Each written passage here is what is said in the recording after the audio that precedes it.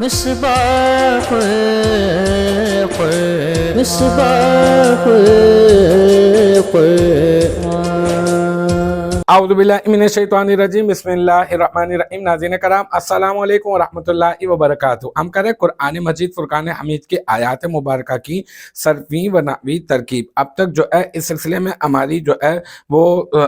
سورۃ البقرہ، سورۃ الفاتحہ اور اگر 30ویں سپارے کی بات کریں تو سورۃ النبا سے لے کر سورۃ القاریہ تک مکمل ہو چکی ہیں۔ آج جو ہے وہ ہوگی ہماری سورۃ التکاثر، ٹھیک ہے۔ یہاں پر جو ہے آج جو ہے وہ سورۃ التکاثر کی ابتدائی 5 آیات مبارکہ ہیں جس کی ہم لوگ ترکیب کرنے والے ہیں، اور وہ ہے الہاکم التکاثر حتی زرتم المقابر کلا سوف تعلمون ثم کلا سوف تعلمون کلا لو تعلمون علم الیقین۔ یہاں پر الہا یہ صیغہ واحد مذکر غائب فعل ماضی مثبت معروف، اس میں جو ہے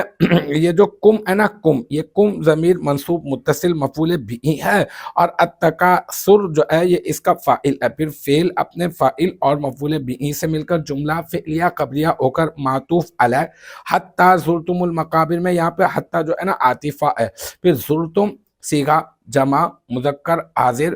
فعل ماضی مثبت معروف، اس میں تم ضمیر مرفوع متصل بارز اس کا فاعل، اور جو ہے نا المقابر جو ہے المقابرہ یہ بن جائے گا اس کا مفعول بھی، فعل اپنے فاعل اور مفعول بھی سے مل کر جملہ فعلیہ خبریہ ہو کر معطوف، معطوف اپنے معطوف علیہ سے مل کر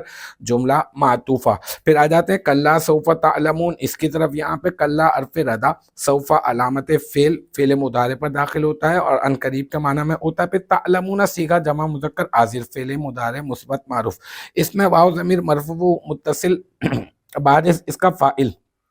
فعل اپنے فاعل سے مل کر جملہ فعلیہ خبریہ ہو کر یہ بن جائے گا کیا، معطوف علیہ، پھر ثم حرف عطف، پھر کلا سوف تعلمون، اس کی ترکیب بالکل ویسے ہی، کلا حرف ردا، سوف علامت فعل، تعلمون فعل فاعل، فعل اپنے فاعل سے مل کر جملہ فعلیہ خبریہ ہو کر معطوف، معطوف اپنے معطوف علیہ سے مل کر یہ بن جائے گا کیا، یہ علیحدہ سے جملہ مستأنفہ ہو جائے گا، اس کی بھی ترکیب ہو گئی، ٹھیک ہے۔ پھر آگے چلتے ہیں کلا لو تعلمون علم الیقین کی طرف۔ یہاں پر کلا حرف ردا، لو جو ہے یہ حرف شرط شرطیہ ہے، اور پھر تعلمون یہ صیغہ جمع مذکر حاضر فعل مضارع مثبت معروف، اس میں واو ضمیر مرفوع متصل بارز اس کا فاعل، اور علم یہ مضاف اور الیقین مضاف الیہ، مضاف اپنے مضاف الیہ سے مل کر مرکب اضافی ہو کر تعلمون فعل کا مفعول مطلق، ٹھیک ہے۔ پھر یہ فعل اپنے فاعل اور مفعول مطلق سے مل کر جملہ فعلیہ